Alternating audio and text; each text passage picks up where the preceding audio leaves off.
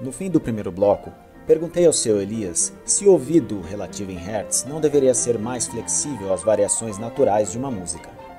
Veja o que ele respondeu. Como no dia a dia da gente, trabalhar exatamente, fazer essas correções, aí a gente arquiva uma música que a gente quer fazer. É padrão. Exatamente. Aí bate diferente naquilo que a gente quer ouvir na hora. Existem cursos. É lógico que depois, vendo essa reportagem, muitos pianistas devem estar concordando com a gente de que o pianista deveria praticar e regular o seu próprio instrumento. Existem cursos aqui no Brasil? Não, você dá cursos? É assim, no Brasil não existe. E o problema do pessoal que me procura um curso é a falta de orientação, como seria o processo. Então, na hora que a gente orienta como é o processo, eles desistem, porque eles passam a ter uma noção que é uma coisa a longo prazo. Eles queriam uma coisa assim de imediato, ali, uma imediatista lá. Faz um curso de fazer uma escala. Acabou. Não, nem isso. Eles querem que eu oriente como aqui no piano e vai para casa afinar o piano dele. Exatamente. Então, o pessoal que aparece assim. Na Europa tem curso superior para isso, técnico de pianos. Então, o pessoal vai ficar normalmente. A pessoa já tem uma orientação, vai fazer o curso nisso, a faculdade de técnica e piano. A hora que sai, ele saiu com conhecimento básico como fazer a coisa, como praticar a coisa. Não saiu pronto ainda, porque aqui no Brasil já conheci vários desses formandos que veio até para fazer um complemento procurar saber de técnica de instrumentos usados, que normalmente lá no aprendizado é esse tipo de peças novas, como um montador numa fábrica, né? Você sai da fábrica sabendo como monta, como o funcionamento. A hora que pega um piano com um pequeno desgaste, às vezes é 10 milímetros, que não foi outro que alterou, já deu diferença no toque. E aí já começa a complicação deles, que não sabe calcular, não aprendeu ainda, não praticou. Qual a diferença entre aquele número fechado e os decimais que está faltando naquela medida? Então fica aí a minha ideia. Por que o senhor Elias não abre um curso para afinadores de piano aqui no Brasil? Não é impossível. Será que você tem muita procura, muita gente que pergunta por isso? Olha, não tanto assim, mas semanalmente chega e-mails. Semanalmente? Então a procura é grande. Existe uma procura, sim. E é sempre pessoas que querem aprender. O inconveniente é isso. Eles não fazem ideia da dificuldade. Como você pegou a chave, puxou a corda, você foi muito, ou vai muito, nunca parou ali. Então, além do ouvido, a pessoa tem que ter habilidade. A habilidade se consegue com Elias, queria falar um pouco da sua carreira. Você já afinou os principais pianos aqui da cidade de São Paulo, nos principais teatros, não é? Assim, sempre as principais casas de shows, sempre me contratam, é normal. Como é que é? A maioria dos pianistas pedem para você afinar em 440, pedem para afinar um pouco mais? Não, normalmente o padrão para música pop é sempre 440. Raramente foge disso, quando tem algum instrumento que está com uma afinação fixa e outro padrão. Então, para simplificar, às vezes é um instrumento que tem dificuldade também de conseguir a afinação dele. O próprio músico não vai fazer a afinação dele, tipo acordeão. Acordeão também é o técnico específico, é o próprio músico que afina. Não sabia. Nas orquestras, você vai ver que tem o xilofone. O xilofone sempre tem uma afinação fixa, em 442. Então, às vezes, até música pop que usa xilofone, normalmente usa o 442. E tem a prática que vem acontecendo de uns anos para cá, de que algumas orquestras começam o concerto em 442, algumas até em 445, porque no meio do concerto a afinação costuma cair, né? Também. Aqueles movimentos muito longos, olha, o músico pode parar para afinar o instrumento, exatamente, tem isso. Assim. Só que, no caso, para o piano, ele não chega a oscilar. Normalmente, um piano de concerto, ele não chega a oscilar tanto. Ele vai ser, algumas notas podem oscilar decimal de hertz. Se você afinou bem no piano 440, ele vai manter para o concerto, não só para o dia. Já teve pianista que me contratou para ficar de plantão durante a gravação, o dia inteiro durante a gravação dele. cada 2, 3 músicas eu ia conferir. Tinha intervalos lá que não acontecia nada, tinha intervalo que tinha oscilado uma nota ou outra, mas nada que mudasse assim o grau de hertz, como você falou, de 445 para 442, não. Isso é pra gente, a gente já ouviu falar também, mas é coisa que se ouve falar. Agora eu estou vendo aqui que você tem alguns equipamentos. Pega aqueles lá para a gente mostrar na câmera.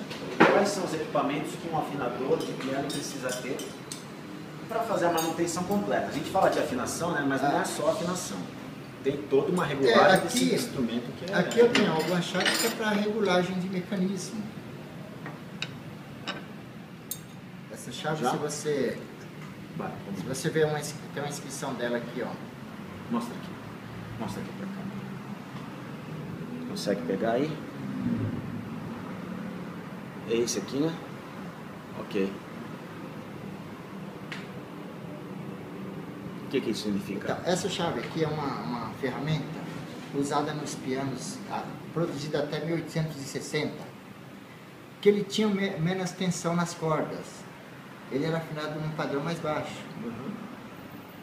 A afinação que a gente ouve agora, a nota que a gente ouve atualmente, na nota Lá, nessa fase ouvia-se ela em Dó.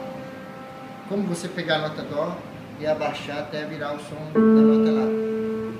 Traduzindo, não exigia tanta tensão nas cordas. Isso em que ano você falou? Até 1860. 1860, em pleno romantismo, tinha ali Brahms, Chopin, exatamente. Wagner. E não era só nisso, na afinação, que era mais baixa, como na técnica dos pianos não era tão aprimorada como os de agora. Tanto é que eu considero que os grandes mestres do passado eram bem mais que os grandes pianistas atuais acham que eles eram. Porque são reverenciados como grandes mestres, mas eles eram, no meu conceito, eles eram bem mais. Porque os pianos que eles faziam, essas grandes peças que os pianistas atuais tocam, eram bem rústicos, não era tão preciso como os atuais. Tinha menos ressonância também, né? Menos ressonância, a técnica era bem rudimentar. Inclusive, aí já falando uma questão de partitura, inclusive tem as edições Urtext, que são as edições que são exatamente como o compositor escreveu, fidelíssimas. Você encontra lá algumas edições de Chopin, onde ele colocava aquele pedal enorme, misturando harmonias. E essas harmonias misturam, a gente toca no piano de hoje, a gente mistura a harmonia e fala, mas como é que Chopin colocou esse pedal misturando harmonias? Mas não é, é porque naquela época, os pianos da época tinham menos ressonância e não misturavam as harmonias. Hoje se mistura, hoje a gente tem que fazer as nossas adaptações. Então, mas mesmo nessa época, os staccato dos pianos atuais é quase preciso, nessa época não era. Não era? Não, tem entre isso, eu ficava no meio mais ou menos. Tinha esse tipo de coisa. Depois que foi aperfeiçoado mais ou menos 1877, por aí, que chegou esse princípio que a gente usa até hoje, que aí você pode usar aquele mecanismo como... A gente vai mostrar ali, mas antes de mostrar, eu fiquei curioso. Já que a gente está falando de passado, o predecessor do piano foi o cravo. Quem afina piano, afina cravo também? Normal, a gente é normal. O cravista normalmente afina o cravo dele. Eu conheço poucos cravistas, mas os que eu conheço eles afinam. Normalmente eles usam o sistema eletrônico, que não tem tão tempero assim, eles não vão em cima. Certo. E outra coisa é mais fácil, porque cada nota é uma corda. Tem menos, bem como a pessoa afinar um violão. Quantas cordas tem o piano total? Varia entre 215 a 222 cordas. E para afinar um piano, quanto tempo demora? Só para afinar? O tempo de trabalho em si. O piano que já é afinado normalmente é média de 1 hora de trabalho.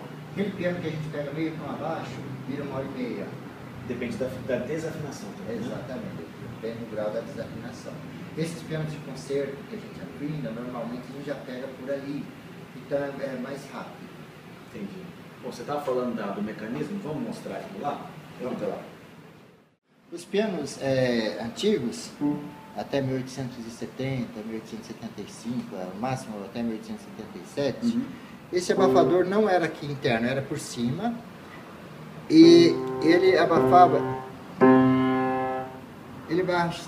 com um retardo assim bem aparente em relação aos de agora. Esse abafador aqui era mais aqui em cima? Era mais em cima. E o caldo é aquele que você vê subindo acima das cordas quando você aciona a tecla. Agora deixa eu entender direito esse aqui que você mostrou. Aqui, ó. Tem a tecla. A tecla aciona essa peça. Peraí, a tecla tá ali. Ah, tá. A tecla aqui. Essa tecla tá mostrando na TV. Aqui. Ele está acionando o martelo. E ao mesmo tempo, você vai observar que tem uma alavanquinha aqui atrás que aciona o abafador. Então virou isso. A hora que você tira a mão da tecla, automaticamente ele definiu. Ele virou um staccato. Quando você usa o pedal, nada mais uma vareta que vai passar aqui. Na hora que você pisar o pedal, ela faz isso. Então você vai tocar, ela vai estar presa. Então vai estar dando sustain contínuo. Entendi. Agora, mostra aqui, você tem um chumbo. Exatamente. O meu piano está com esse programa de chumbo, que foi o Elias que descobriu, que na verdade ele fica agarrando as teclas uma com as outras, porque o chumbo está dilatando. Por que desse chumbo na tecla? Então, esse chumbo é um balanceamento que acontece na tecla. Ó, aqui no caso você tira o peso, ó. Eu tirei o peso do mecanismo, a tecla tem... Ela volta para o lugar. Exato, é o suficiente para ela encostar nesse feltro, não também voltando com excesso. Tanto é que esse segundo feltro aqui, segundo chumbo aqui, ele veio exatamente para diminuir a acentuação, a batida mais forte da tecla do retorno, é um contrapeso.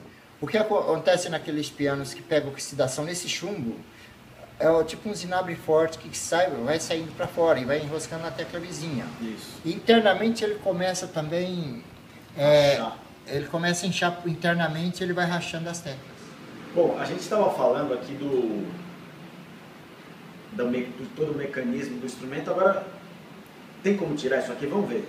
E tira isso aqui para fora. A mecânica do piano. Vamos ver como é que é dentro de um piano. No piano de armário normalmente fica mais visível, que você só tira a parte da frente e já aparece. O piano que você tem que realmente, o cauda, desencaixar o mecanismo. Essa aqui é a sala de festa dos cupins, né? Olha, até que no mecanismo em si eles não atuam muito, eles atuam mais na estrutura mesmo, geral. Ah, é? É.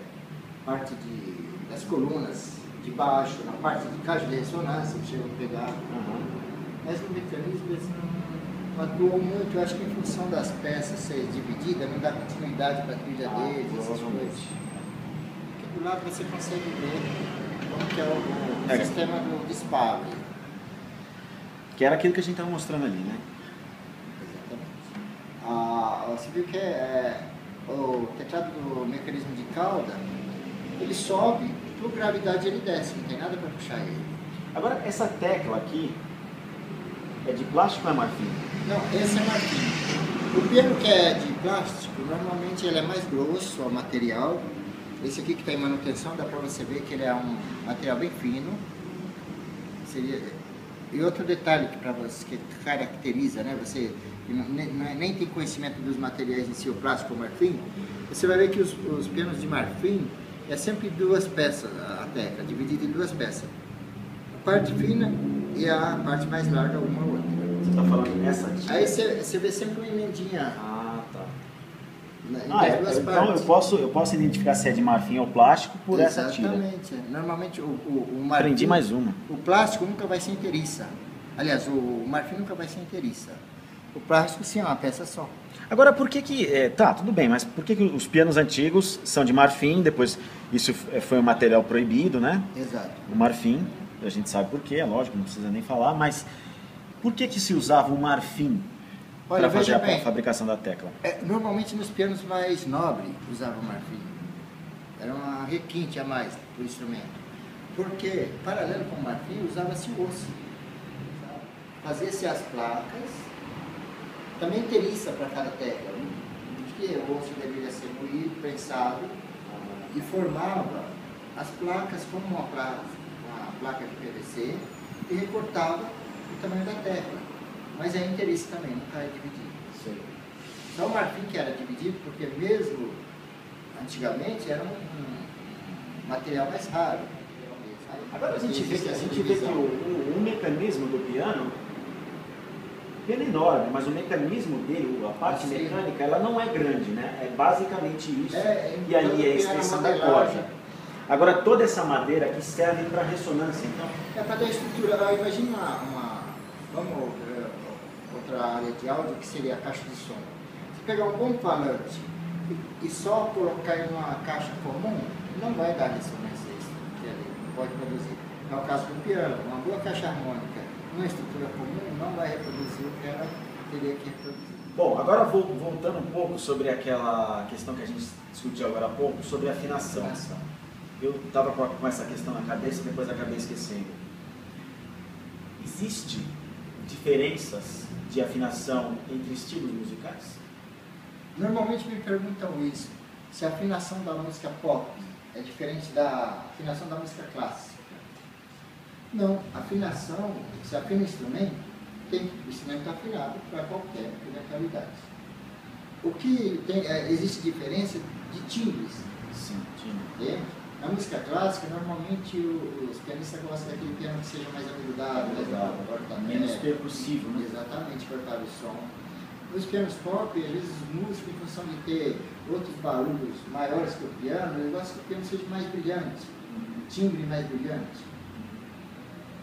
Então a única diferença que existe seria mais ajuste de mecanismo, ou você observando no martelo aqui, aquele martelo mais duro ou mais mole vai dar um som mais macio ou mais o que determina então isso é a maciez desse martelo? Desse encapamento de feltro da cabeça do martelo. Mas é quando você, por exemplo, quer mudar um som de um timbre claro para um timbre um pouco mais aveludado, você troca o feltro todo? Normalmente quando já um martelo envelhecido, que o feltro já ficou, digamos, mais consistente, assim, mais endurecido mesmo, como se ele ficasse mais compactado, né?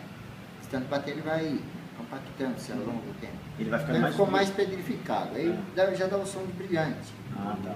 Se o martelo tem corpo ainda, tem a forma que você agulha ele, vai fazer uma entonação para ele ficar mais aveludado. Agora, quando está muito pedrificado, não adianta, ele tem que ser trocado mesmo. Uma pergunta que é de interesse geral, né? Todo mundo que tem piano em casa quer saber isso. O que é necessário para se fazer uma boa manutenção do piano? Eu sei que a variação de temperatura é um fator para fazer o piano desafinar. Você também não pode... Como é que é? Você não pode deixar o piano no... Eu sei que também o piano não pode ficar com o sol incidindo diretamente nele. O que você diria para uma boa manutenção de um piano? A climatização do instrumento, a temperatura é super importante você manter sempre um padrão médio de temperatura. Nem muito frio, nem muito úmido, nem muito calor. Por exemplo, um piano que esteja num lugar muito calor, ele vai ceder muito a afinação ao longo do tempo. E se for muito mais calor ainda, começa a dilatar a madeira que segura as cravilhas. Essas cravilhas vão ficar patinando, vai ficar mole. E também danifica. Então, em uma cidade como São Paulo, por exemplo, ou mais para o sul, que tem inverno e verão bem definido, não é um bom local para se ter um piano. Aliás, não é um bom local, mas a não ser que você tenha um quarto climatizado.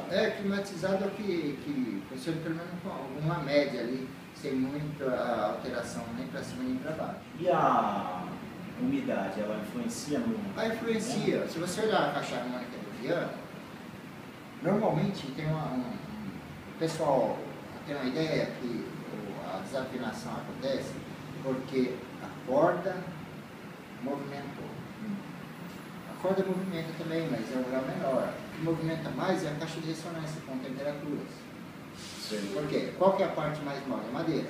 Então o clima, antes de interferir no aço, vai interferir na madeira. Como as cordas estão apoiando a madeira, ela vai movimentar. Movimentando, ela desequilibra todo o piano. Tanto é que é comum você ver piano que ficou há alguns anos sem afinar, ele foi afinado no tom, depois ele vai caindo e chegou no meio do tom. A pessoa toca no meio do tom abaixo ali, para ela não desafinou muito. Desafina por total. Né? Exatamente. Então, em função disso, que a caixa harmônica vai movimentando, vai levando todas as cordas. O que determina a qualidade do som do piano? Não é a corda, ou é? Não. Ou é o conjunto geral?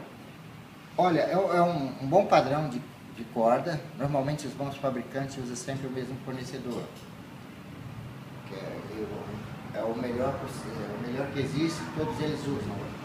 Qual que é? Pode falar. O Roslau é uma fábrica alemã. No piano, cada 4 notas muda a espessura da corda. Então são várias medidas até chegar aqui. A gente chega vê que no total. Aquela é a mais grossa, Exatamente. Né? As mais graves.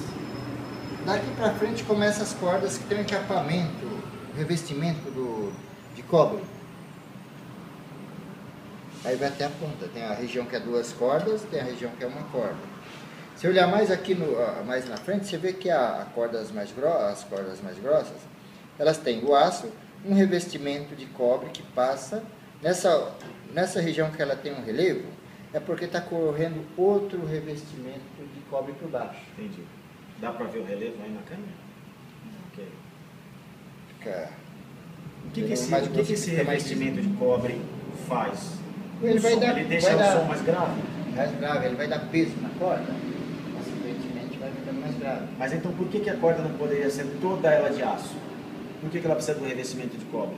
Olha, o sistema de instalação de como prender ela naquela brilha, né? Ah, sim, claro. Claro. Ficaria muito grosso prender. Exatamente. Ah, entendi. Então é em função disso. Você vê que tem o apoio todo aqui, como se fosse um cavalete no violão. Tem aqui o compressor, tem todo o sisteminha aqui. Teria que ser uma coisa mais grossa para passar, ficaria... E ao mesmo tempo, se você observar, a ponta dela teria que ser fina, para ela dar vibração. Né? Sim, claro. Bom, a gente determinou agora o primeiro fator para se ter um bom som, que é a corda. Agora, aquilo que um fabricante não consegue copiar do outro. Como eu falei, as cordas, o mesmo fornecedor fornece para todas as marcas, as boas marcas. Aquilo que é o segredo do fabricante é como ele constrói a caixa de ressonância. É como ele prepara a madeira, o tipo de preparo, o tipo de curtição, passa a ser curtida mesmo a madeira. O tratamento da madeira. O tratamento da madeira. E também, conforme a região, como eu falei, conforme a região que muda a espessura da corda, os bons pianos mudam a espessura da caixa harmônica também. Então só esse cara tem a ferramenta certa para atenuar. Além como ele preparou a madeira, tem como ele faz todo o projeto da caixa de ressonância. Dos chineses agora estão dominando aí com essa globalização e o crescimento econômico deles, estão dominando praticamente tudo, inclusive desse assunto que a gente fala, que é a fabricação de pianos. Pois não. Os pianos alemães têm aí a sua fama de serem os melhores, depois veio a Steinway, na americana, que também entrou, mas agora estão dizendo que aí os pianos chineses também são muito bons. Você já experimentou um piano chinês? Qual que é a sua opinião a respeito disso? Olha, pode ter fabricantes de pianos lá na China que fabricam bom padrão. Ocorre que os pianos que chegam no nosso mercado aqui são pianos que é para linha comercial. Então é piano que chega muito barato aqui, para o próprio revendedor aqui, o representante, tem uma margem. E é piano mais popular mesmo, ele é construído sem maiores pretensões. É piano que chega lá fora, normalmente é vendido a $1.000. Então são pianos que seriam mais básicos, pianos básicos. Então a gente não pode falar em cima das marcas chinesas, porque os modelos que chegam aqui seriam modelos básicos para iniciação. É diferente, como a Yamaha tem uma boa linha que ela produz no Japão, tem uma linha para concorrer com os chineses que ela produz na Indonésia, também é um preço diferenciado. Tudo que é ruim da China acaba ficando para cá, né? Bom, Elias, estamos chegando a mais um final de um programa. Eu queria agradecer, para mim me elucidou muito a respeito de muitas coisas sobre o piano, que é o meu instrumento, estudei 10 anos nesse instrumento e até hoje eu também não sei afinar, sou um dos pianistas que não sabe afinar, infelizmente. Mas deu para sentir aqui, adorei essa experiência de ter afinado o piano aqui e espero que tenha elucidado você em casa também. Quero agradecer a sua presença, Elias, obrigado mais uma vez. E para você em casa, você já sabe, né? Daqui a uma semana, menos uma hora, eu estou de volta para mais um programa inédito Trilhando Clássicos. Só não sei se vai ser ao vivo ou gravado como esse de hoje. Mas fica aí porque o convite depois eu faço para vocês via internet, tá bom? Um ósculo e um plexo para todos vocês e eu já